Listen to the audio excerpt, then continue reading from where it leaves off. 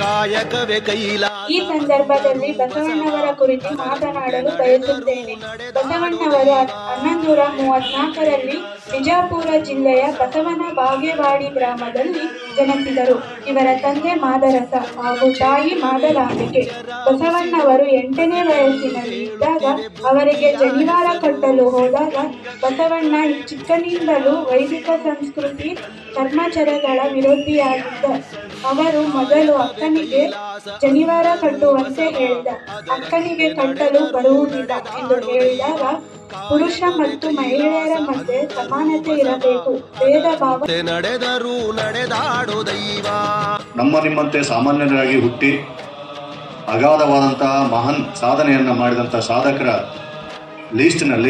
ಸಾಧುಗಳ ಲೀಸ್ಟಿನಲ್ಲಿ ಮೊದಲನೇದಾಗಿ ನಿಲ್ಲುವವರೇ ಬಸವಣ್ಣವರು. ಇಂತಹ ಬಸವಣ್ಣವರು ನಮ್ಮ ನಾಡಿನಲ್ಲಿ ಜನಿಸಿ ಇಡೀ ಜಗತ್ತಿಗೆ ಒಂದು ಅನುಭವ ಮಂಟಪವನ್ನು ನಿರ್ಮಿಸ್ತಾರೆ, ಪ್ರಜಾಪ್ರಭುತ್ವವನ್ನು ನಿರ್ಮಿಸ್ತಾರೆ. ಹೆಣ್ಣು ಮತ್ತು ಗಂಡು ಇಬ್ಬರಿಗೂ ಕೂಡ ಸಮಾನವಾದಂಥ ಹಕ್ಕುಗಳನ್ನು ಇದಾವೆ ಅಂತ ಅವತ್ತಿನ ದಿನ ಸಾಕಷ್ಟು ಮೌಢ್ಯ ಆಚಾರಗಳಿದ್ರೂ ಕೂಡ ಜಗತ್ತಿಗೆ ಸಾರಿ ಹೇಳ್ತಾರೆ. ಇಲ್ಲಿ ಭೇದ ಭಾವ ಇಲ್ಲ, ಎಲ್ಲರೂ ಕೂಡ ಯಾವುದೇ ಜಾತಿ ಧರ್ಮಗಳಿಲ್ಲ, ಎಲ್ಲರೂ ಒಂದೇ ಮನುಕುಲ ಅಂತ ಹೇಳ್ತಾರೆ.